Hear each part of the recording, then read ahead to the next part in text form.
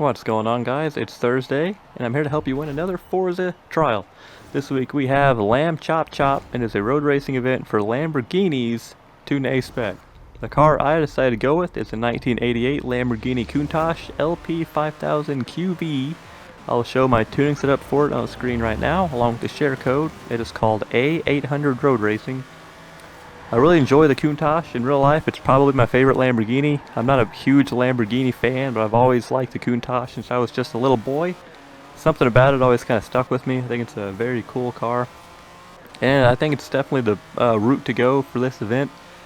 I'm pretty sure there's only like 4, maybe 5 Lamborghinis that are even eligible for this event, which is kind of crazy because there are a lot of Lamborghinis in this race. And most of them, by default, are in like the mid 800s, so you can't use them.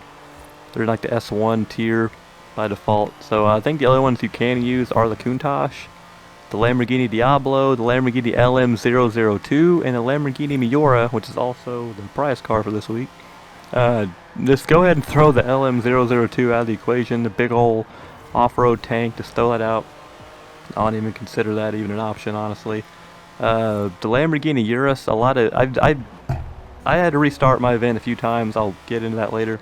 But a lot of teammates are using the Urus. I'm not sure if it's because it's just a loaner car or what, but even the 800 ones, I saw a lot of people using them. I mean, if you look at the stats, like, it's kind of misleading. It looks like it'd be a good option, but it's just so heavy because it's an SUV. It's just not very optimal.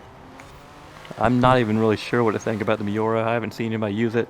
I don't even know what an A-Class tune would even look like on this car, but I think really the two main options you're going to have are going to be the Countach and the Diablo. The Diablo is definitely faster than the Countach, but the Countach can definitely be a lot more balanced. It can handle better, which is kind of its saving grace here, so I definitely recommend the Countach.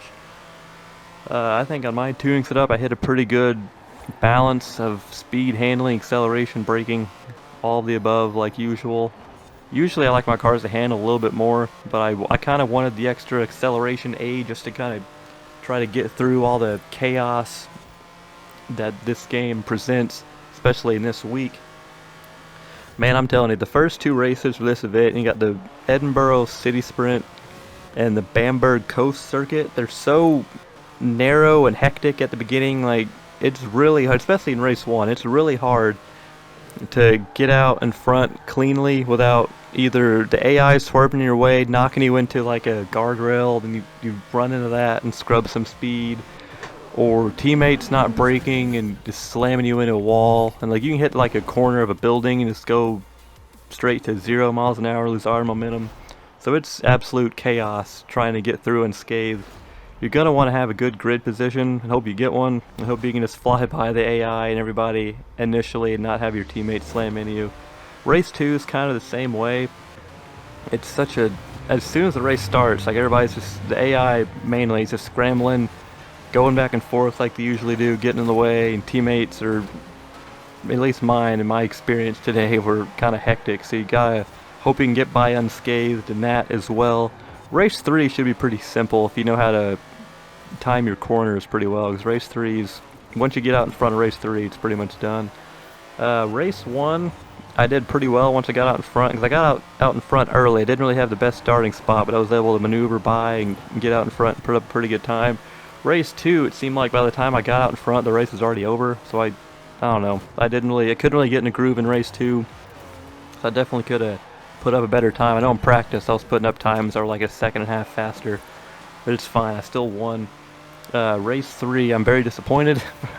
Man, I got out in front early, and I don't know. I just didn't do very well. I didn't do as good as I should. I was running like 59 threes or something. I think in my last lap was something like that. In practice, I was running like 57 eights. So I mean, I don't know. I could definitely do better than that. If you get out in front, hopefully you can run better times than I did. I recommend going into practice, especially for the 2 circuit races. Just try to get a groove, figure out where your braking points are going to be, and hope you can get out in front and pretty much run some time trial qualifying laps, what it's going to seem like once you get out in front.